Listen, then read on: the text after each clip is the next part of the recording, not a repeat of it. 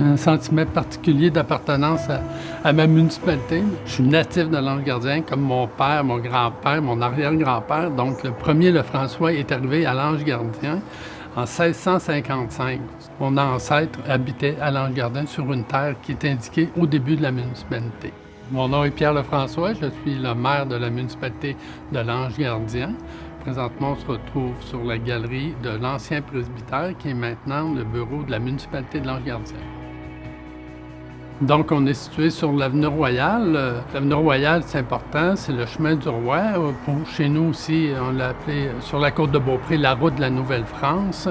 Donc, l'avenue Royale, lorsqu'on la sillonne, on voit énormément de bâtiments patrimoniaux. Beaucoup de jeunes familles viennent s'établir à l'Anse-Gardien, achètent des maisons, les rénovent. Donc, ça nous donne des paysages extraordinaires et un milieu de vie idéal. On apprécie d'y vivre.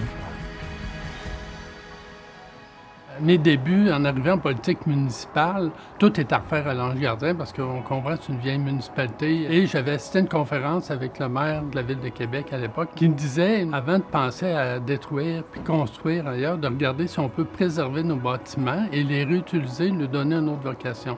Ça a fait du chemin assez rapidement dans ma tête. Puis on savait que le presbytère était plus utilisé dans la municipalité et on a procédé à l'achat du presbytère pour faire nos bureaux administratifs de la municipalité de l'Anse-Gardien. Lorsqu'on a fait l'acquisition en 2008 et on a fait l'inauguration en 2009, donc les citoyens ont été appelés à venir visiter les nouvelles installations qui leur appartiennent.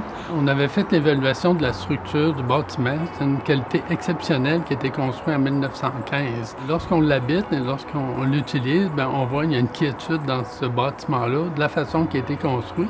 Et les modifications qu'on a apportées sont pratiquement nulles à l'intérieur. On a enlevé quelques pièces pour agrandir des bureaux, mais on l'a conservé au maximum l'intérieur. La phase finale qu'on a fait des travaux, c'est la toiture. On a refait la couverture au complet, comme elle était faite à l'origine, qui avait duré au-delà de 100 ans.